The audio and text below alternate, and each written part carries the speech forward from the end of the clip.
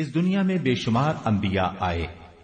پہلے نبی ہونے کا شرف سیدنا آدم علیہ السلام کو حاصل ہے اور آخری نبی ہونے کا اعزاز محمد الرسول اللہ صلی اللہ علیہ وسلم کے حصے میں آیا.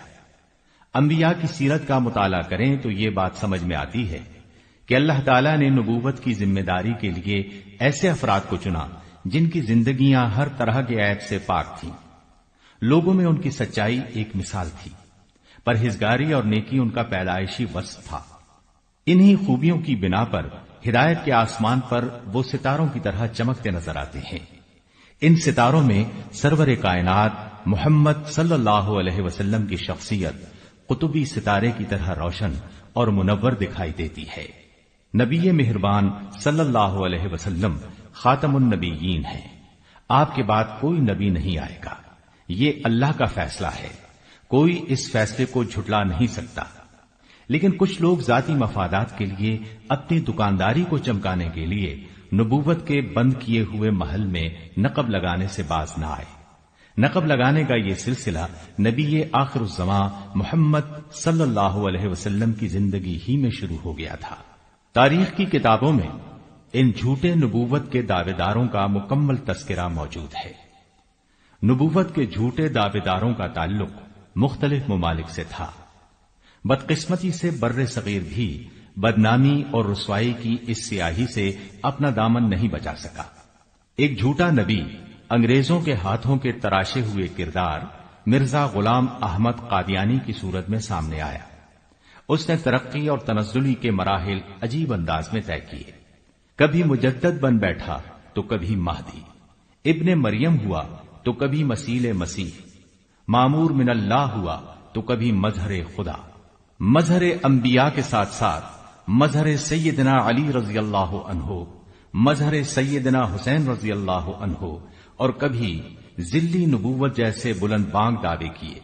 شاید آدمی زندگی میں اتنے لباس نہ بدلتا ہو جتنے مرزا نے کردار بدلے ہیں.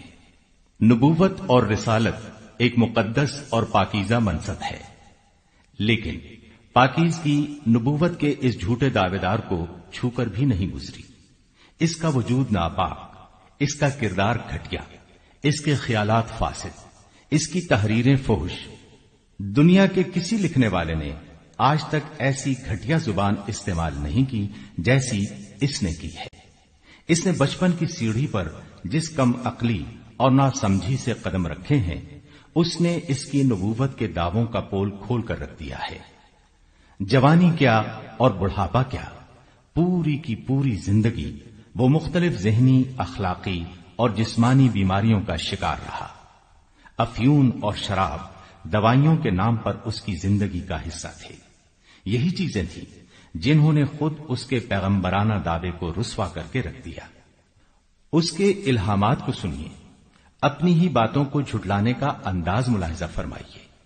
اس کی تحریروں کو سنیں، ایسی ایسی دلچسپ اور مضحکہ خیز چیزیں سننے کو ملیں گی کہ بے اختیار آپ کا دل چاہے گا کہ دیوانگی کا عالمی ایوارڈ مرزا قادیانی کو عطا کر دیا جائے.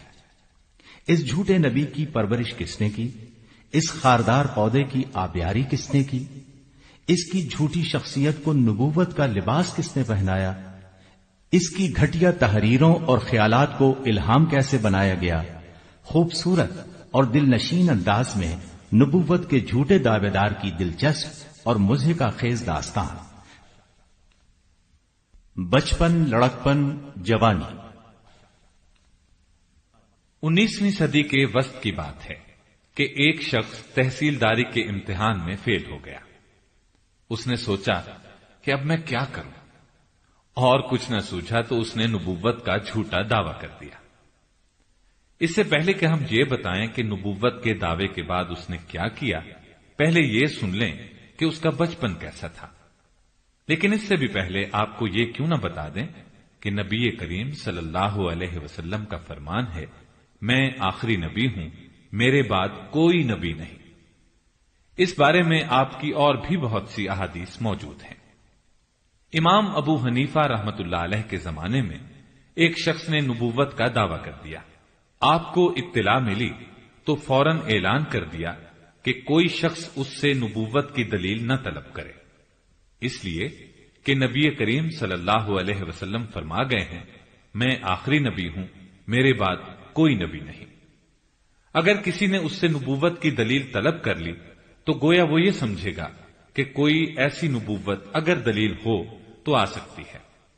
ہم مرزائیوں سے نبوت کی دلیل تو طلب نہیں کرتے، لیکن ایک مطالبہ البتہ ضرور کرتے ہیں، یہ کہ وہ مرزا قادیانی کو ایک اچھا انسان ثابت کر دیں۔ لیکن وہ اتنا بھی نہیں کر سکتے، اس لیے کہ مرزا تو پورا گرگٹ تھا، گرگٹ کی طرح رنگ بدلنا اس کا کام تھا۔ آئیے پہلے اس کے بچپن پر ایک نظر ڈال لیں۔ مرزا کے باپ کا نام غلام مرتضیٰ تھا، وہ انگریز حکومت کا ملازم تھا۔ ان دنوں برے صغیر پر انگریز کی حکومت تھی۔ مرزا غلام مرتضیٰ ریٹائرڈ ہوا تو اسے 7 روپے ماہوار پینشن ملا کرتی تھی۔ ان حالات میں مرزا غلام احمد قادیانی کی اوٹ پٹانگ حرکتیں شروع ہوئیں۔ مرزا ایک دن بچوں کے ساتھ کھیل رہا تھا۔ ایک بچے نے اس سے کہا، جاؤ گھر سے میٹھا لاؤ۔ وہ گھر آیا، گھر میں ایک برتن سفید چیز سے بھرا نظر آیا۔ مرزا نے خیال کیا کہ یہ بورا ہے، یعنی پسی ہوئی چینی۔ چنانچہ اس نے اس سے اپنی جیب بھر لی اور گھر سے نکل آیا۔ راستے میں اس نے ایک مٹھی بھر کر منہ میں ڈال لی۔ بس پھر کیا تھا، اس کا برا حال ہو گیا، سانس رکنے لگا۔ دراصل وہ پسی ہوئی چینی نہیں، پسا ہوا نمک تھا۔ اسی طرح ایک دن اس نے اپنی والدہ سے روٹی کھانے سے پہلے سالن مانگا۔ گھر میں سالن تھا نہیں۔ والدہ نے کہا، گڑ لے لو۔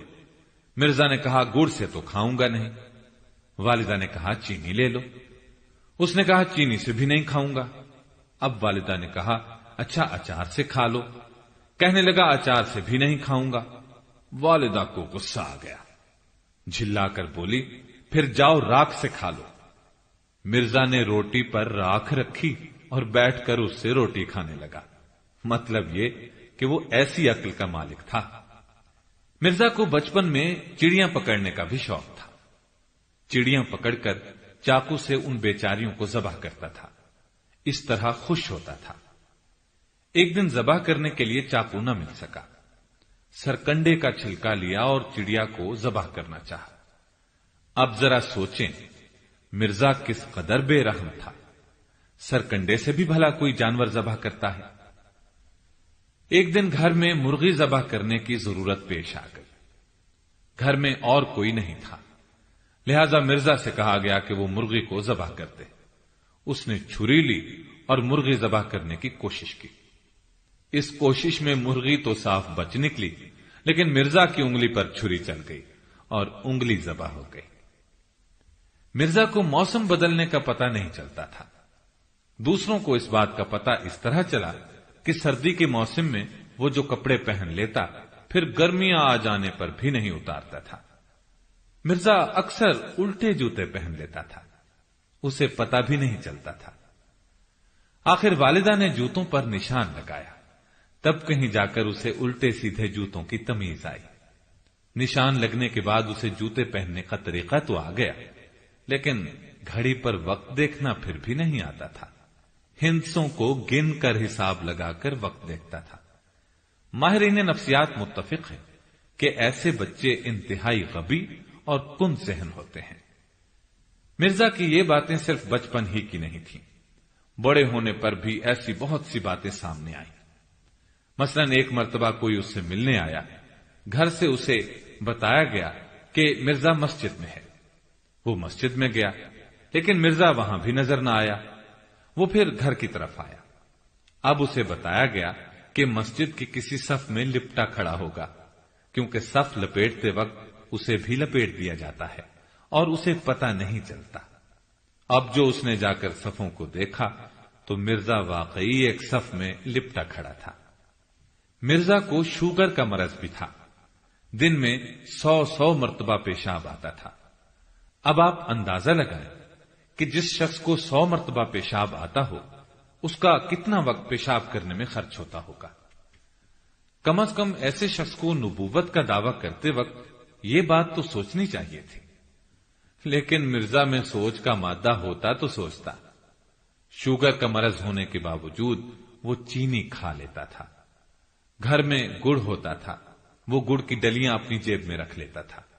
غور فرمائے، کیا کوئی صحیح دماغ انسان گڑ جیب میں رکھتا ہے؟ مرزا کو جرابیں تک پہننے کا سلیقہ نہیں تھا۔ کبھی ایڑی والا حصہ اوپر کر لیتا تھا اور کبھی جراب کا اگلا حصہ پیر سے آگے لٹکتا رہتا تھا۔ کوٹ کے بٹن تک درست نہیں لگا سکتا تھا۔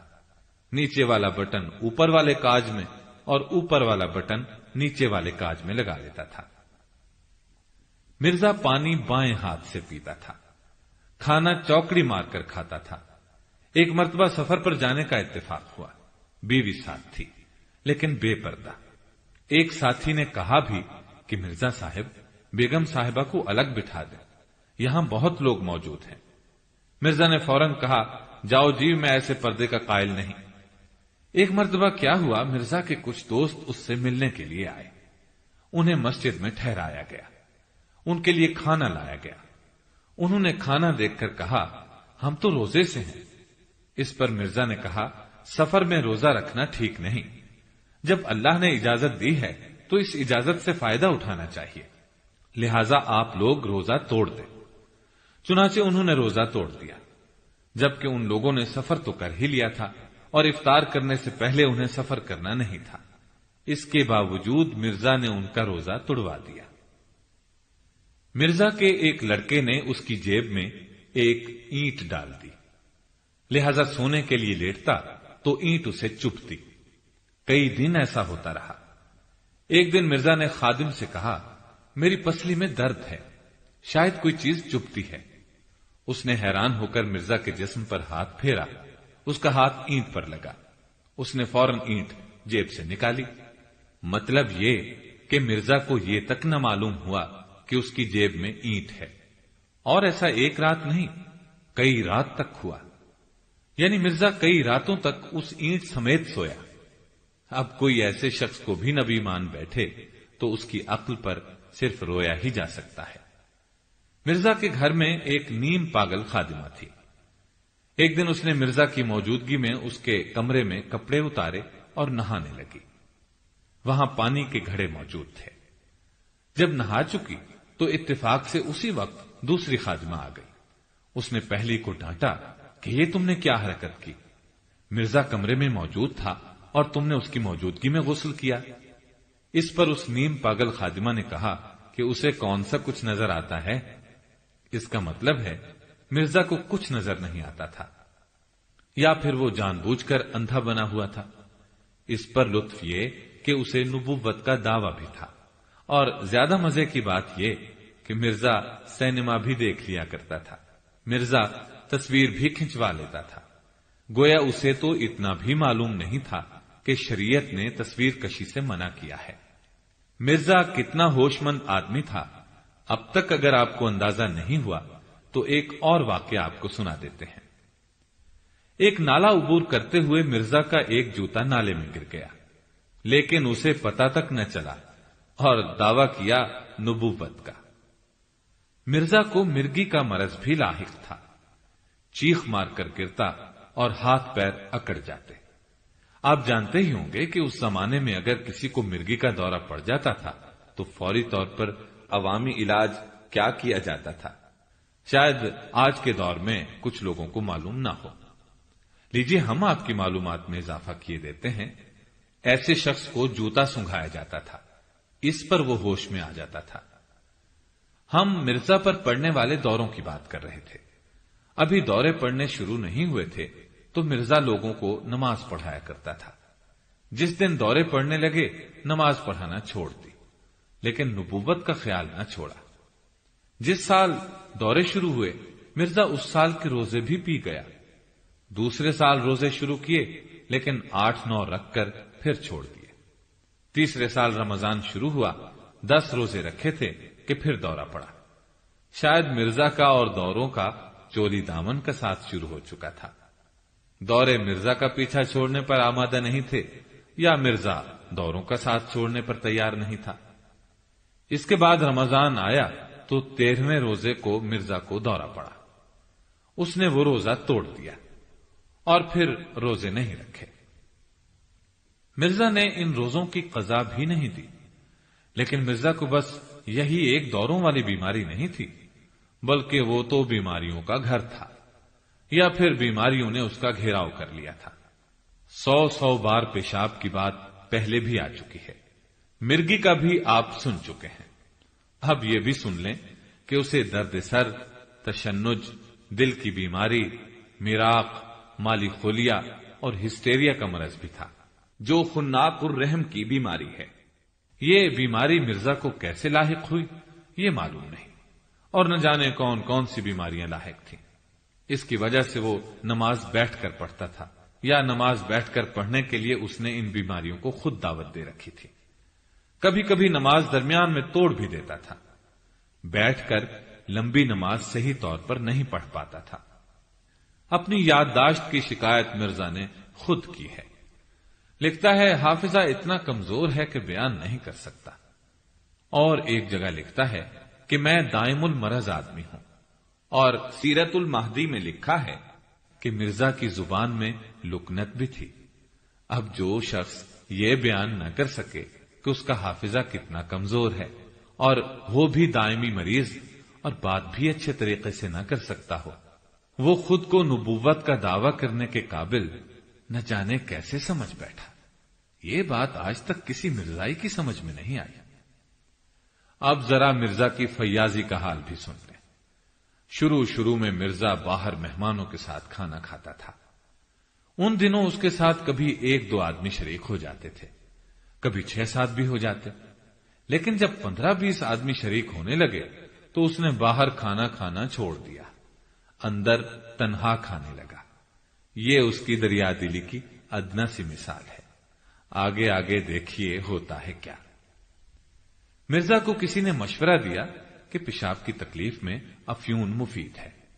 مرزا نے اس سے کہا اگر میں نے افیون کھائی تو لوگ میرا مذاق اڑائیں گے، میں یہ خبیث چیز نہیں کھاؤں گا۔ اس کے بعد مرزا نے اپنی ایک کتاب میں لکھا ہے کہ میں نے اللہ پر بھروسہ کیا، افیون نہیں کھائی، اللہ نے بھی مجھے اس سے محفوظ رکھا۔ یہ مرزا کا بیان ہے۔ اب ذرا اس کے بیٹے کا ایک بیان سن لیں۔ مرزا محمود احمد لکھتا ہے کہ مرزا صاحب نے ایک دوا اللہ تعالی کی ہدایت کے مطابق بنائی۔ اس دوا کا بڑا حصہ افیون تھا۔ یہ دوا مرزا صاحب نے اپنے ساتھ حکیم نور الدین کو بھی کھلائی اور خود بھی کھاتے رہے، گویا خبیث چیز سے مرزا شوق فرماتے رہے۔ اس سے 2 باتیں ثابت ہوئیں، مرزا پکا جھوٹا تھا اور خبیث چیزیں استعمال کر لیتا تھا۔ یہی نہیں، وہ تو ولایتی شراب ٹونک وائن بھی منگاتا تھا اور پلومر کی دکان سے منگواتا تھا۔ یہ راز آج تک راز ہے کہ مرزا شراب کیوں منگواتا تھا۔ اس بات سے کسی مرزائی نے بھی پردہ نہیں اٹھایا۔ یہ بات مرزا کے خطوط سے ثابت ہے کہ وہ ٹونک وائن منگواتا تھا۔ شراب کی بوتلیں لانے والے کا نام مہدی حسین تھا۔ اب ایک مزیدار واقعہ سنیں اور سر دھنے کہ مرزا آخر تھا کیا۔ ایک صاحب سیر کی غرض سے قادیان گئے۔ انہوں نے سوچا چلو مرزا قادیانی سے بھی مل لیں، دیکھیں تو صحیح کیسا آدمی ہے۔ چنانچہ وہ مرزا سے ملا۔ مرزا ان سے بہت اچھی طرح پیش آیا۔ نور الدین نے مسجد میں نماز پڑھائی، جبکہ مرزا اپنے حجرے میں نماز پڑھنے کے لیے کھڑا ہو گیا، یعنی اس نے مسجد میں جانے کی زحمت نہیں کی۔ وہ صاحب بہت حیران ہوئے۔ انہیں حیرت کا ایک اور جھٹکا اس وقت لگا جب مرزا اچانک نماز توڑ کر گھر کے اندر چلا گیا۔ مارے حیرت کے ان کا برا حال ہو گیا کہ یہ کیا بات ہوئی۔ بعد میں لوگوں نے بتایا کہ جب مرزا پر وحی نازل ہوتی ہے تو وہ اس طرح نماز توڑ کر اندر چلا جاتا ہے۔ یہ تھا اس جھوٹے نبی کا حال۔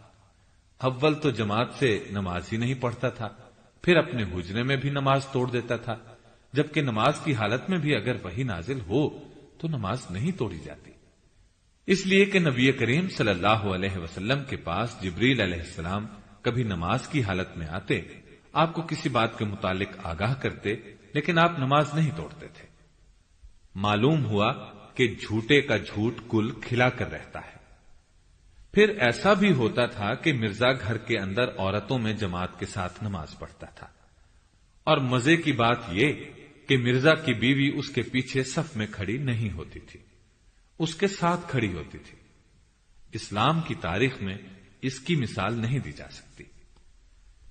مرزا کے لیے بچپن میں ایک فارسی کا استاد رکھا گیا تھا۔ اس نے مرزا کو قرآن شریف اور مستند فارسی کتابیں پڑھائیں۔ استاد کا نام فضل الہی تھا۔ اس کے بعد ایک عربی اور دینی علوم جاننے والے کو استاد مقرر کیا گیا۔ اس کا نام فضل احمد تھا۔ گرامر اور دینی کتابیں اس سے پڑھی۔ 18 سال کی عمر میں ایک استاد گل شاہ سے پڑھا۔ مرزا نے اپنے 3 استادوں کا ذکر خود کیا ہے، لیکن پھر مرزا یہ بھی لکھتا ہے کہ میں حلفیہ کہتا ہوں کہ کوئی ثابت نہیں کر سکتا کہ میں نے کسی انسان سے قرآن یا حدیث یا تفسیر کا ایک سبق بھی پڑھا ہے۔ آخر کسی کو یہ ثابت کرنے کی ضرورت ہی کیا ہے؟ مرزا کی کتاب دافع البلا اٹھا کر دیکھ لیں، وہاں ان استادوں کا ذکر موجود ہے۔ حیرت ہے، ان تمام باتوں کے بالکل سامنے ہوتے ہوئے مرزائی مرزا کو نبی مانتے ہیں۔ اور تو اور مرزا نے اپنی ایک کتاب میں خود کو انگریز کا خود کاشتہ پودا لکھا ہے۔ لیکن یہ لوگ اس پر بھی غور نہیں کرتے کہ جب مرزا نے خود یہ بات لکھی ہے تو تمہیں کیا ہو گیا ہے، غور نہیں کرتے۔ باتوں باتوں میں ایک بات یہ بھی ثابت ہو گئی کہ مرزا نے کسی باقاعدہ دینی ادارے سے تعلیم حاصل نہیں کی تھی۔ مرزا نے تقریباً 7 سال تک کچہری میں ملازمت کی، 15 روپے ماہوار تنخواہ لیتا رہا، گویا انگریز کی نوکری چاکری کرتا رہا۔ وہاں کرائے کا مکان لے کر رہتا رہا۔ مالک مکان کا نام عمرہ جلاحہ تھا۔ سیالکوٹ کی اس ملازمت کے دوران مرزا کو مناظروں کا شوق چرایا۔ وہاں قریب ہی فضل دین نام کے ایک شخص کی دکان تھی۔ اس کی دکان رات گئے تک کھلی رہتی۔ کچھ پڑھے لکھے مسلمان بھی وہاں آ جاتے۔ مرزا بھی وہاں اٹھتا بیٹھتا تھا۔ اسی جگہ ایک عیسائی نصر اللہ نام کا وہاں آتا تھا۔ مرزا اس سے مناظرے کرتا تھا۔ گویا اس دوران اسے بحث و مباحثے کا شوق شروع ہوا۔ ایک عیسائی نے ایک بار کہا، عیسائیت کے سوا کسی مذہب میں نجات نہیں۔ مرزا نے اس کی بات سن کر کہا کہ نجات سے تمہاری کیا مراد ہے؟ عیسائی نے کوئی جواب نہ دیا۔ جواب دیتا بھی کیا؟ اب وہ مرزا کو نجات کے کیا معنی بتاتا؟ نجات سے آسان لفظ کہاں سے لاتا؟ غالباً اسے حیرت تھی کہ اس شخص کو تو نجات کا مطلب ہی معلوم نہیں، اور کرتا پھرتا ہے یہ مناظرے۔ مرزا نے ایسے اور بھی کئی مناظرے کیے۔ ہر مناظرے میں اس نے شکست ہی کھائی۔ اس کے ایک مناظرے کی روداد آپ کو سناتے ہیں۔ پتہ نہیں اسے کس نے یہ مشورہ دے دیا تھا کہ عیسائیوں سے جا کر مناظرہ کرو، تم بہت پائے کے عالم ہو۔ عیسائیوں کو مناظروں میں چاروں شانے چت کرنا تمہارے بائیں ہاتھ کا کھیل ہے۔ ہاں تو ہوا یہ کہ مرزا نے ایک عیسائی کو مناظرے کا چیلنج دیا، اپنے ایک ساتھی کو ساتھ لیا اور چلے اس سے مناظرہ کرنے۔ ملاقات ہوئی تو عیسائی نے ان سے پوچھا، یہ بتا دیں کہ آپ میں سے بات کون کرے گا؟ مرزا کے ساتھی نے اشارہ کرتے ہوئے کہا، یہ بات کریں گے۔ عیسائی نے سر ہلا دیا اور بولا، ہم عیسیٰ کو مانتے ہیں، آپ لوگ بھی مانتے ہیں، جبکہ محمد صلی اللہ علیہ وسلم کو صرف آپ لوگ مانتے ہیں، ہم نہیں مانتے۔ ان حالات میں آپ کو عیسائی ہونے میں کیا حرج محسوس ہوتا ہے؟ مرزا کو عیسائی کے اس سوال کا کوئی جواب سجھائی نہ دیا۔ جب کافی لمحات بیت گئے تو مرزا کے ساتھی سے رہا نہ گیا، بولا، مرزا صاحب وقت ہو گیا۔ اس کے بولنے پر عیسائی مناظر نے اعتراض کیا اور بولا، میں نے پہلے ہی طے کر لیا تھا کہ کون بات کرے گا، پھر اب آپ کیوں بات کر رہے ہیں؟ اس پر مرزا اٹھ کھڑا ہوا اور بولا، آؤ چلے۔ گویا مرزا لاجواب ہو کر مناظرے سے بھاگ کھڑا ہوا۔ وہ اپنے ساتھی کا اشارہ تک نہ سمجھ سکا۔ مرزائی کی بات کا جواب یہ تھا کہ عیسیٰ علیہ السلام اپنے وقت میں نبی ہو چکے ہیں، اب محمد صلی اللہ علیہ وسلم کی نبوت کا دور ہے، لہذا آپ پر ایمان لانا ہوگا۔ لیکن مرزا اپنے ساتھی کا اشارہ بھی نہ سمجھ سکا اور شکست کھا کر چلا آیا۔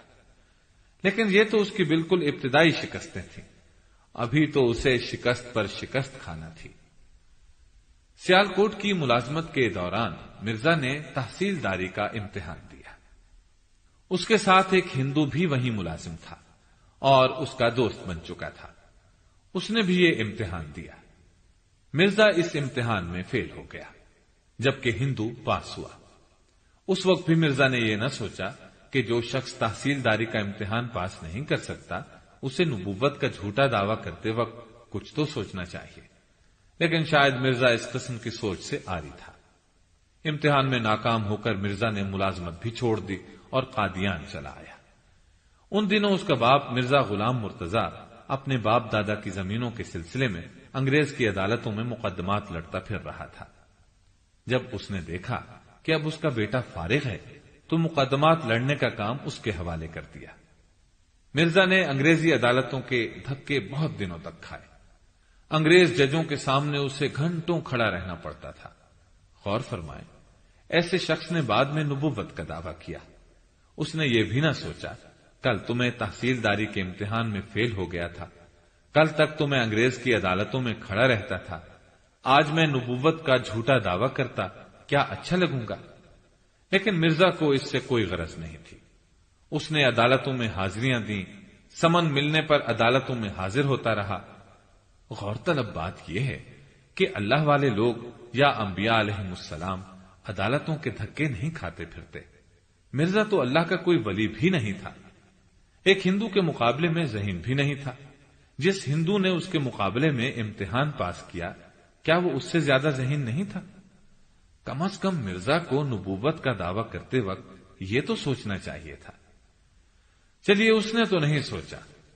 جن لوگوں نے مرزا کو نبی مان لیا انہیں تو یہ بات سوچنی چاہیے تھی۔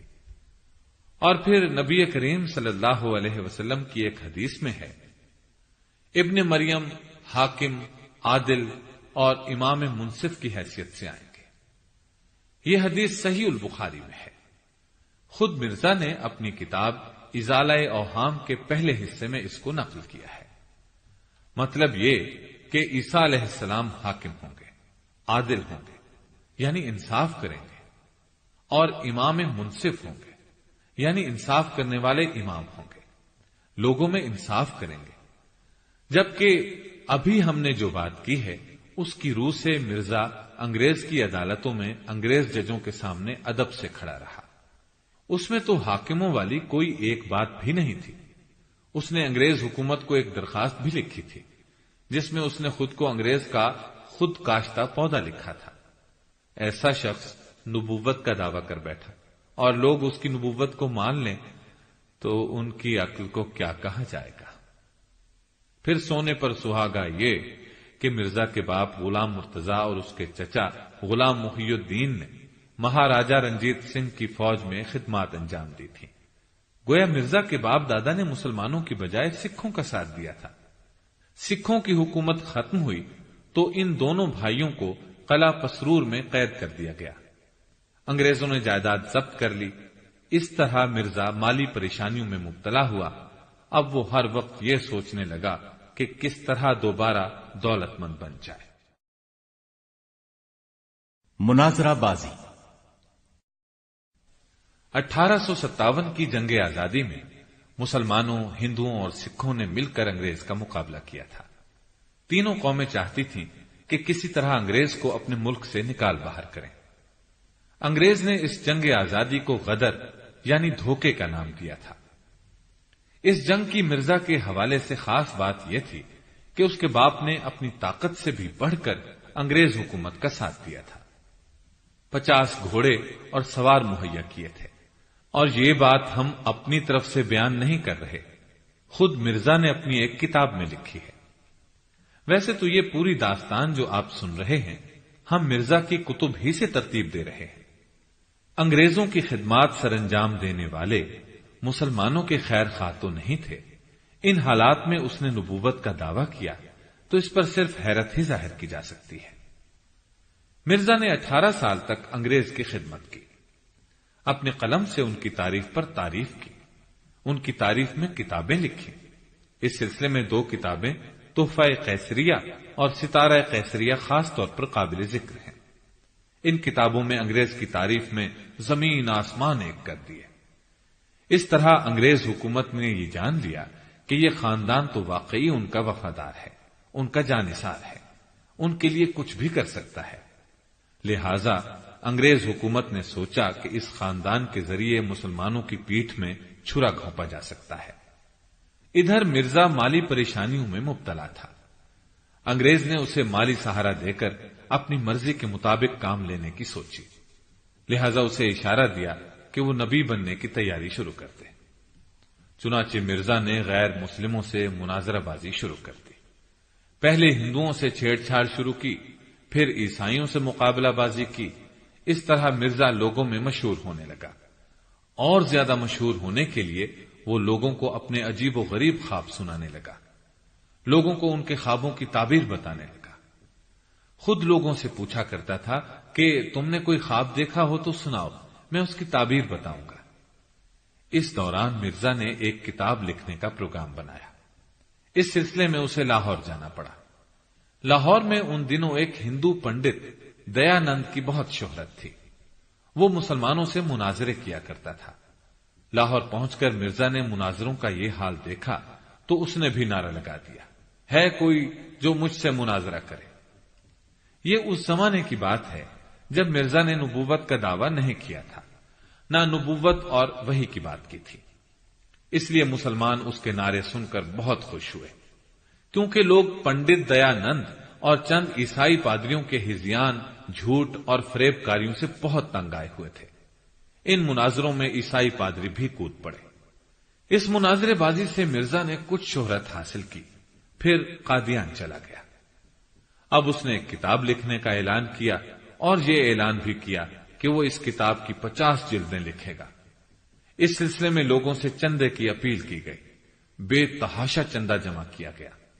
کتاب کے بارے میں لکھا گیا کہ قرآن کے مطابق لکھی جائے گی، اور اس کے مطالعے سے غیر مسلم اسلام قبول کریں گے۔ اس اعلان کی بنیاد پر لوگوں نے بڑھ چڑھ کر چندہ دیا۔ ایک اعلان مرزا نے یہ کیا کہ جو اس کتاب کے دلائل کو توڑے گا اسے 10,000 روپے دیے جائیں گے۔ اب تو چاروں طرف سے چندہ آنے لگا۔ کتاب کی اشاعت سے پہلے ہی قیمت مقرر کر دی گئی۔ اس میں بھی کئی بار تبدیلی کی گئی۔ پہلے 5 روپے قیمت رکھی، پھر 10 روپے، اس کے بعد 25 روپے۔ لوگوں سے 25 کی بجائے 100 روپے وصول کیے گئے۔ مرزا نے اس کتاب کے اشتہار پر اشتہار شائع کیے، خوب پروپیگنڈا کیا۔ آخر کتاب کے 4 حصے شائع کیے گئے۔ کتاب کا نام براہین احمدیہ رکھا۔ لوگ باقی جلدوں کا انتظار کر رہے تھے کیونکہ انہوں نے قیمت ادا کر رکھی تھی، لیکن ایک مدت تک کوئی اور جلد شائع نہ ہوئی۔ پہلا اور دوسرا حصہ 1880 میں شائع ہوا تھا، تیسرا 1882 میں اور چوتھا 1884 میں شائع ہوا۔ اس لحاظ سے 5واں حصہ 1888 میں آ جانا چاہیے تھا، لیکن 5واں حصہ مرزا نے اپنی عمر کے آخری حصے میں 23 سال بعد شائع کیا، اور دعویٰ یہ تھا کہ اس کتاب کے 50 حصے لکھوں گا، جبکہ صرف 5 حصے لکھے۔ جب لوگوں نے اعتراض کیا کہ مرزا صاحب آپ نے اعلان تو کیا تھا 50 حصے لکھیں گے، لکھے صرف 5، یہ کیا بات ہوئی بھلا؟ کیا ایک مسلمان کو یہ بات زیب دیتی ہے کہ وہ کہے کچھ کرے کچھ؟ پھر اس کتاب کے سلسلے میں آپ نے بے تحاشا چندہ وصول کیا ہے۔ لوگوں نے وہ چندہ 50 جلدوں کے حساب سے آپ کو بھیجا تھا، لہذا یہ کیا بات ہوئی؟ اس کا جواب مرزا نے دیا، وہ بھی مرزائیت کی پوری طرح عکاسی کرتا ہے۔ اس نے براہین احمدیہ کے 5ویں حصے کے دیباچے میں لکھا، پہلے 50 حصے لکھنے کا ارادہ تھا، مگر 50 سے 5 پر اکتفا کیا گیا، اور چونکہ 50 اور 5 میں صرف ایک نقطے کا فرق ہے، اس لیے 5 حصوں میں وہ وعدہ پورا ہو گیا۔ آپ نے ملاحظہ فرمایا، مرزا کے یہ الفاظ آج بھی اس کی کتاب کے دیباچے میں موجود ہیں۔ عقل سے پیدل لوگ اسے پھر بھی نبی مانتے ہیں۔ جس نے یہ لکھا کہ 50 اور 5 میں ایک نقطے کا فرق ہے، گویا 50 جلدیں اور 5 جلدیں برابر ہیں، اس میں کوئی فرق نہیں۔ ہمارا مشورہ ہے کہ مرزائیوں سے ہرگز کوئی لین دین نہ کریں، ورنہ آپ کے ہاتھ میں 5 کا نوٹ تھما کر کہیں گے، لو بھائی 50 روپے، 5 میں اور 50 میں بس ایک نقطے ہی کا تو فرق ہے۔ نبوت کا دعویٰ کرنے سے پہلے مرزا نے یہ نعرہ لگایا، میں مجدد ہوں اور محدث بھی ہوں، اس نے یہ نعرہ 1899 میں لدھیانہ میں بلند کیا۔ مجدد دین میں نئی روح پھونکنے والے کو کہتے ہیں۔ حدیث کی روشنی میں ہر 100 سال بعد مجدد پیدا ہوتے ہیں، وہ لوگوں کی ہدایت کا ذریعہ بنتے ہیں۔ مرزا نے جب یہ دعویٰ کیا کہ میں مجدد ہوں اور محدث بھی ہوں، تو اس کے اس دعوے کو سب سے پہلے حکیم نور الدین نے تسلیم کیا، یعنی اس نے مرزا کو مجدد مان لیا اور محدث بھی۔ حکیم نور الدین کے بارے میں بھی سن لیجئے۔ جس زمانے میں مرزا سیالکوٹ کی کچہری میں نوکری کرتا تھا، انہی دنوں وہاں اس کی ملاقات حکیم نور الدین سے ہوئی تھی۔ مرزا نے عیسائیوں اور ہندوؤں کو جو مناظرے کے چیلنج دیے تو اس کی شہرت حکیم نور الدین تک پہنچی۔ اس نے مرزا سے ملاقات کی، اس طرح دونوں ایک دوسرے کے قریب آ گئے۔ مرزا نے جب براہین احمدیہ کی اشاعت کے سلسلے میں اعلانات کیے تو حکیم نور الدین نے اخراجات اپنے ذمے لینے کا اعلان کیا۔ حکیم نور الدین نے دراصل مرزا کو اپنا پیر مان لیا تھا۔ جب اس نے مجدد اور محدث ہونے کا دعویٰ کیا تو سب سے پہلے حکیم نور الدین نے اس کے دعوے کو مانا، گویا اس نے مرزا کو مجدد اور محدث مان لیا۔ اب مرزا مجدد کی حیثیت سے لوگوں کو اپنا مرید بنانے لگا۔ مرید بننے کی کچھ شرائط تھیں۔ ایک شرط یہ تھی کہ وہ ہمیشہ انگریزوں کا وفادار رہے گا۔ گویا مرزا کا مرید بننے کے لیے انگریزوں کا وفادار ہونا لازمی شرط تھی۔ کیا یہ بات عجیب ترین نہیں؟ اور اس پر غور کیا جائے تو کیا یہ بات واضح نہیں ہو جاتی کہ یہ سب کچھ انگریز کے اشارے پر ہو رہا تھا؟ پھر مرزا کا یہ اعلان سامنے آیا۔ اس نے اپنی ایک کتاب میں لکھا، محدث ایک طرح سے نبی ہی ہوتا ہے۔ اس کا صاف مطلب یہ ہے کہ مرزا نے نبی بننے کا پروگرام پہلے ہی ترتیب دے لیا تھا۔ بلکہ اس نے کیا ترتیب دیا تھا، انگریز نے ترتیب دے کر پروگرام اس کے ہاتھ میں تھما دیا تھا کہ اس طرح آگے بڑھنا ہے۔ لہذا پہلے کہا میں مجدد ہوں، میں محدث ہوں، پھر کہا محدث ایک طرح سے نبی ہوتا ہے۔ ایک ایک قدم آگے اٹھانے کا مطلب یہ تھا کہ اندازہ ہو جائے لوگ کس حد تک مخالفت کرتے ہیں، اور مخالفت ہوئی، لیکن حکومت انگریز کی تھی۔ انگریز کی حکومت نے مرزا کی مدد کی، حفاظت کی، اس لیے مرزا اپنا کام جاری رکھنے میں ناکام نہیں ہوا، کام جاری رہا۔ پھر 1891 میں مرزا نے ایک اور اعلان کیا۔ اعلان یہ تھا، میں مسیح مسیح ہوں، یعنی میں سیدنا عیسیٰ علیہ السلام جیسا ہوں، یا سیدنا عیسیٰ علیہ السلام کا نمونہ ہوں۔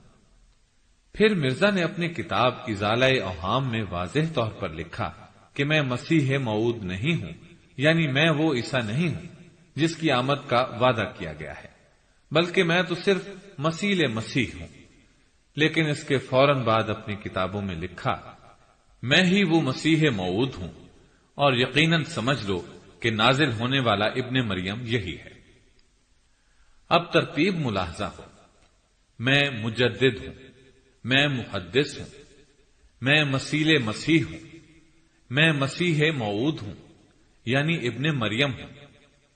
مطلب یہ کہ میں ہی عیسیٰ ابن مریم ہوں۔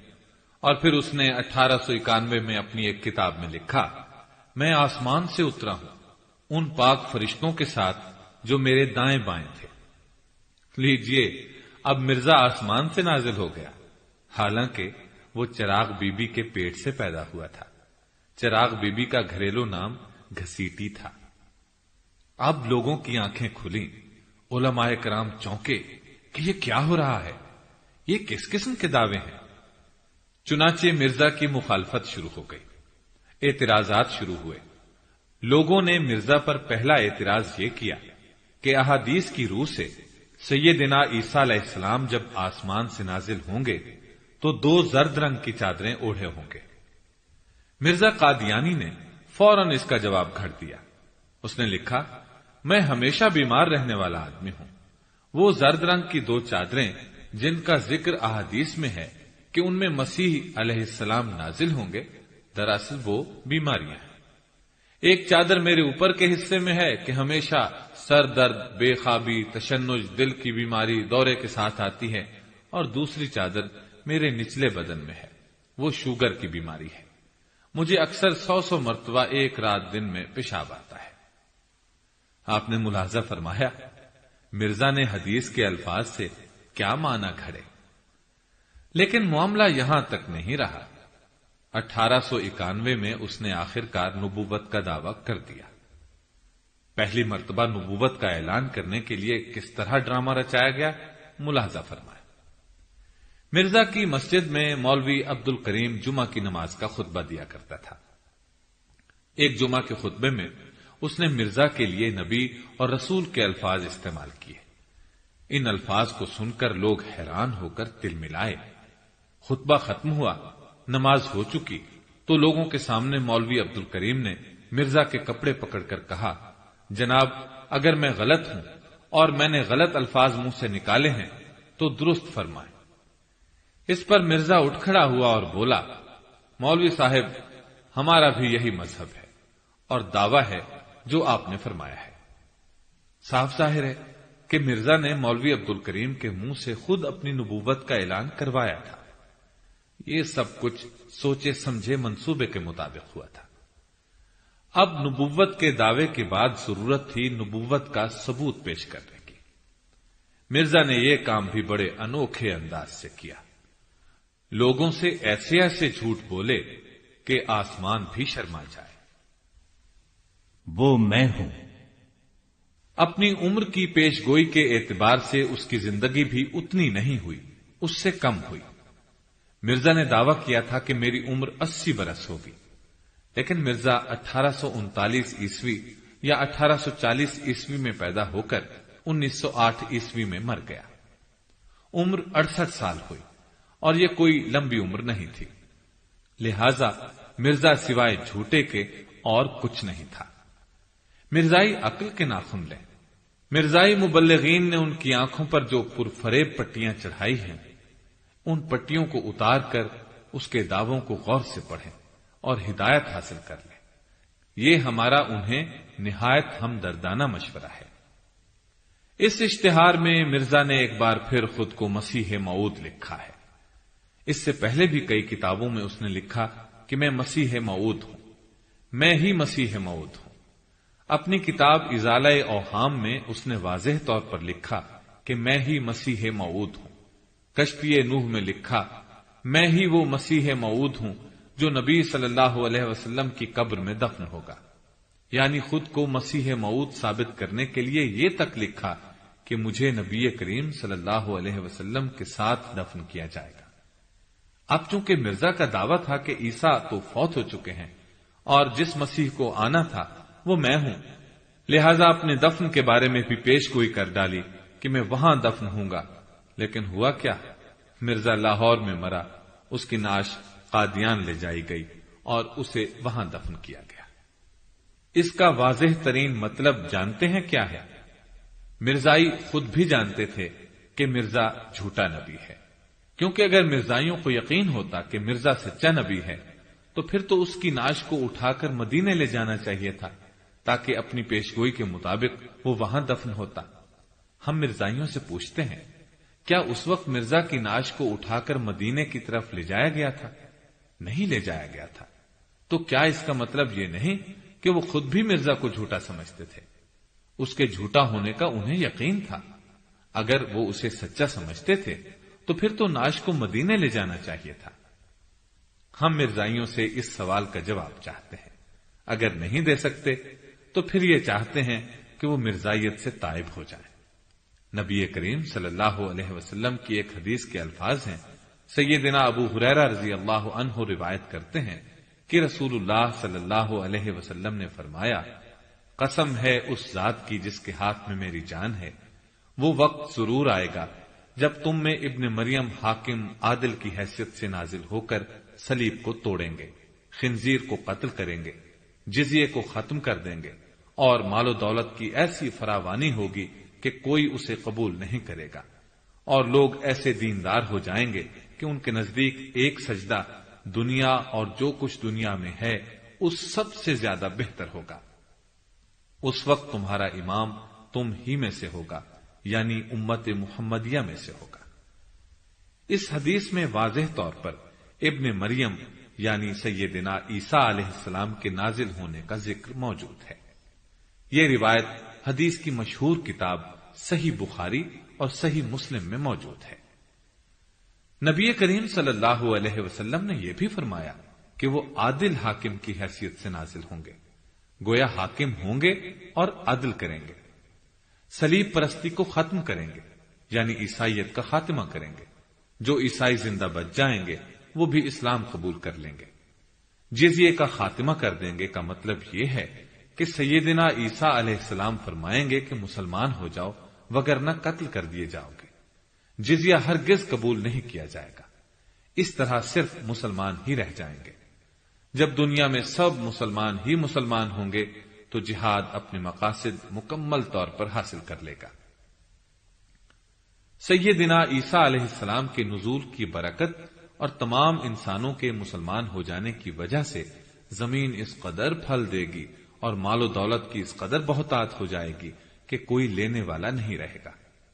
ایک نشانی یہ بتائی کہ اس وقت تمہارا امام تم ہی میں سے ہوگا، چنانچہ دوسری احادیث سے یہ بات ثابت ہے کہ وہ امام مہدی ہوں گے۔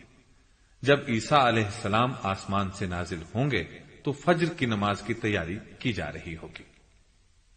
لوگ عیسیٰ علیہ السلام کو آسمان سے نازل ہوتے دیکھ کر رک جائیں گے، پھر آپ دمشق کی مسجد کے مشرقی مینار پر اتریں گے، وہاں سے آپ کو مسجد کے صحن میں اتارا جائے گا۔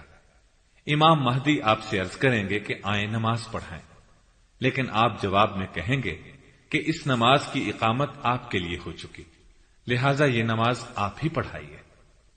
اس طرح نبی صلی اللہ علیہ وسلم کی یہ پیشین گوئی بھی حرف بحرف پوری ہوگی کہ اس وقت تمہارا امام تم ہی میں سے ہوگا۔